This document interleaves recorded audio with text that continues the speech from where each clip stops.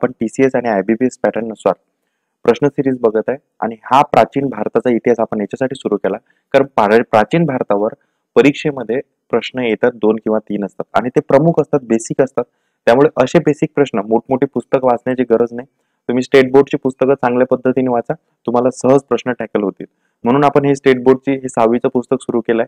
म्हणून या आधीचे चॅप्टर तुम्ही बघितले नसाल तर बघून घ्या, कारण की हा 6वा चॅप्टर आहे आणि 6वा चॅप्टर हा अत्यंत महत्वाचा आहे. तुम्ही जर महाजनपदे, जनपद, साम्राज्य हे जर तुम्ही प्रश्न बघितले TCS मध्ये तर याच टॉपिकवर आलेले आहेत. त्यामुळे हा प्रश्न किंवा हा टॉपिक तुम्ही व्यवस्थित बघा, व्हिडिओ शेवटपर्यंत बघा, तुम्हाला याचा नक्की फायदा होईल. ठीक आहे. तर ही संपूर्ण पुस्तकाची PDF मी टेलिग्राम चॅनलवर टाकून देईन, ते तुम्ही तिथे जाऊन तुम्ही बघायचे, डाउनलोड करायचे. तर तुम्ही इथे नवीन असाल तर सबस्क्राईब नक्की करा आणि तुमच्या मित्रांना सुद्धा शेअर करा. चला कुठलाही वेळ न घालवता आपण आता सुरुवात करू. बघा, जनपदे आणि महाजनपदे.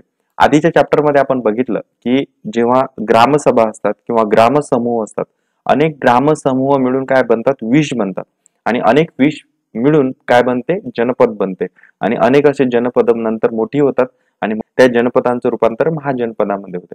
असं आपण ऐकून त्या मागच्या चॅप्टर मध्ये बघितलंय. ते चॅप्टर तुम्ही बघितलं नसेल तर डिस्क्रिप्शन बॉक्स मध्ये सगळ्या पार्टची लिंक मी देऊन दिलेली आहे, तर ते तिथे जाऊन तुम्हाला बघायचे आहे. चला, तर असं म्हणतात की जो आपला प्राचीन काळ होता त्या काळामध्ये जवळपास 16 महाजनपदे बनली आणि त्या 16 महाजनपदांपैकी काही महाजनपदे अशी होती की ते स्ट्रॉंग होती, बलाढ्य होती. तर त्याचीच माहिती आपण या चॅप्टर मध्ये घेणार आहे. तर ही तुम्हाला मॅप दिसतोय, तर या मॅपवर 16 महाजनपदे आहेत. तर ती कोणती आहेत ते पण आता आपण पुढे बघूयात. चला तर आता थोडस सुरुवात करूया.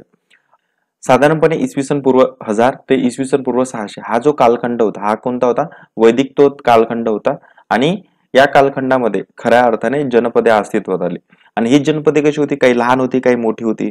आणि ही जनपदे जर विचार केला तर अफगाणिस्तान पासून तर बिहार, बंगाल, ओडिसा पर्यंत आणि महाराष्ट्रापर्यंत ही पसरली होती. तर अशी जनपदे नंतर विकसित झाली. ठीक आहे. आता सगळ्यात महत्वाचा मुद्दा याच्यामध्ये आपल्याला बघायचा आहे, तो म्हणजे महाराष्ट्राचा जर विचार केला, सध्याचा जो महाराष्ट्र आहे, तर या महाराष्ट्रात कोणतं जनपद होतं महत्वाचं, अश्मक नावाचं जनपद होतं. तर परीक्षेत विचारण्यासारखं आहे, इतर परीक्षेत सुद्धा महत्वाचं आहे अश्मक. ठीक आहे ना. तर संस्कृत, पाली, अर्धमागधी साहित्यामध्ये या सगळ्या जनपदांची माहिती आपल्याला दिलेली आहे. तर महाजनपदांचा जर विचार केला तर जनपदामधील जी ज्येष्ठ व्यक्ती होती ती गणपरिषद असेल, आहे ना. तर आणि गणपरिषदेचे सदस्य एकत्रितपणे चर्चा करून राज्यकारभार संबंधी समाज जेव्हा निर्णय घेत असत, तर अशी चर्चा जी होत असेल तर या सभागृहास काय म्हणत होते, संथागार असं म्हटलं जायचं. ठीक आहे ना. आणि आपण मागच्या चॅप्टर मध्ये बघितलं होतं, जेव्हा आपण विविध धर्मांचा विचार केला तर त्यामध्ये बौद्ध धर्मांचा विचार केला, तर त्या बौद्ध धर्मामध्ये गौतम बुद्ध हे महत्वाचे होते संस्थापक. तर ते गौतम बुद्ध कोणत्या घराण्यातील होते किंवा कोणत्या गणराज्यातील होते, ते होते शाक्य गणराज्य. तर तुम्ही लक्षात ठेवा, बौद्ध गौतम बुद्ध शाक्य गणराज्यातील होते. ठीक आहे ना. आता इथं महाजनपद आहेत, जवळपास 16 महाजनपद आहेत. तर त्या 16 महाजनपदांपैकी आपण कौसल, वत्स, अवंती आणि मगध हे जे 4 प्रमुख आहेत आणि मोठी महाजनपद होते त्यांची माहिती घेऊ. तर ही माहिती, हा स्क्रीनशॉट तुम्ही काढून घ्या किंवा ही मी PDF शेअर करणारच आहे, तिथे सुद्धा तुम्ही डाउनलोड करू शकता. तर ही सगळी माहिती तुम्हाला व्यवस्थित बघायची. तर सर्वात आधी आपण बघू कोसल. कोसल महाजनपदाचा विस्तार म्हणजे हिमालयाच्या पायथ्याशी नेपाळ आणि उत्तर प्रदेश या ठिकाणी झालेला होता. ठीक आहे ना. आणि या राज्यातील कोणती महानगर महत्वाची होती किंवा श्रावस्ती, त्यानंतर कुशावती आणि साकेत ही 3 महानगर प्रसिद्ध होती. त्यातलं जे श्रावस्ती होतं, हे श्रावस्ती या महाजनपदाची काय होती, राजधानी होती. तर आपल्याला एक मुद्दा सापडतो, कोसल राज्याची किंवा कोसल महाजनपदाची राजधानी कोणती होती, कोणती होती, श्रावस्ती. हे लक्षात ठेवायचं आहे. गौतम बुद्ध श्रावस्तीमधील जेतवन या प्रसिद्ध विहारात दीर्घकाळ राहिले होते. तर गौतम बुद्ध कुठे राहिले होते, जेतवन या ठिकाणी. ठीक आहे. तर कौसलचा राजा प्रेसनजीत हा वर्धमान, महावीर आणि गौतम बुद्धांच्या समकालीन होता. तर कोसलचा राजा कोण होता, प्रेसनजीत. हे लक्षात ठेवा. कोसलचा राजा कोण, प्रेसनजीत. कोसलची राजधानी कोणती, तर श्रावस्ती. ह्या 2 मुद्दे तुम्ही लक्षात ठेवा. आणि गौतम बुद्धांनी कुठं निवास केला होता, जेतवन. आणि कोसलचे राज्य नंतर कुठं कशामध्ये विलीन झालं, मगधमध्ये. तर बघा 3-4 मुद्दे याच्यात आपल्याला श्रावस्ती या कोसल राज्याबद्दल सापडतात. कोसलचा विस्तार नेपाळ ते उत्तर प्रदेश, कोसलचे फेमस नगर श्रावस्ती, कुशावती, साकेत. नंतर कोसलची राजधानी कोणती होती, श्रावस्ती. आणि कोसलचा प्रमुख राजा कोण होता, तर तो होता प्रेसनजीत. ठीक आहे. त्यानंतर आता बघू वत्स महाजनपद. तर वत्स महाजनचा विस्तार जो होता उत्तर प्रदेशातील प्रयाग या अलाहाबादच्या आसपासच्या प्रदेशात तो होता. कोसम म्हणजेच काय, प्राचीन काळचे कोशांबी आहे की नाही. तर कोशांबी हे नगर होतं. त्यानंतर एक हे महत्वाचं व्यापारी केंद्र होतं आणि कोशंबातील 3 अत्यंत श्रीमंत व्यापाऱ्यांनी गौतम बुद्ध आणि त्यांच्या अनुयायांसाठी तिथं काय 3 विहार बांधले. म्हणजेच काय, या वत्समध्ये गौतम बुद्धांचे 3 विहार आहेत, एवढी आपल्याला गोष्ट लक्षात ठेवायची. तर राजा उदयन हा बौद्धांचा समकालीन होता. तर जे आपण वत्स म्हणू, तर वत्साचा जो राजा होता तो कोण होता, राजा उदयन. तर राजा उदयन नंतर वत्स महाजनपदाचे स्वतंत्र जास्त काळ टिकले नाही आणि ते अवंती महाजनपदाच्या राजाने जिंकून घेतले. ठीक आहे ना. अवंती या राजाने ते वत्स महाजनपद जिंकून घेतलं. तर वत्सचा राजा कोण होता, राजा उदयन. त्यानंतर नेक्स्ट आपण बघू अवंती. अवंतीचा जो विस्तार होता तो कुठचा होता, मध्य प्रदेशातील माळवा प्रदेशामध्ये अवंती हे प्राचीन महाजनपद होतं. कुठं आहे हे ठिकाण, अवंती, मध्य प्रदेश, माळवा प्रदेश. ठीक आहे ना. त्यानंतर उज्जैनी, सध्याचं जे उज्जैन आहे ही काय होतं, या अवंतीची राजधानी होती. लक्षात ठेवा, अवंती, उज्जैनी ही त्याची राजधानी होती. सध्याचं उज्जैन म्हणजे उज्जैनी. ठीक आहे ना. आणि उज्जैनी हे सुद्धा महत्वाचं व्यापारी केंद्र होतं.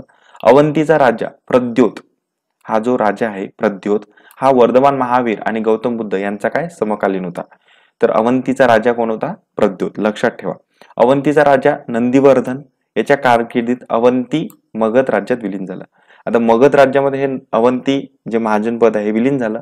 तर त्यावेळेस तो राजा कोण होता, नंदीवर्धन. हे तुम्हाला लक्षात ठेवायचं. त्यानंतर येतं महत्वाचं आणि सगळ्यात मोठं प्रमुख, ते येते मगध. तर बिहारमधील पाटणा, गया या शहराच्या आसपास आणि बंगालचा काही भाग हा मगधचा महाजनपद याच्यामध्ये पूर्ण तो परिसर होता. तर राजगृह किंवा राजगीर ही मगधची राजधानी होती. ठीक आहे ना. महागोविद या वास्तुविशारदाने बिंबिसाराचा राजवाडा बांधला होता. महागोविद हा वास्तुविशारद होता. जीविक हा प्रसिद्ध वैद्य होता बिंबिसारच्या दरबारात.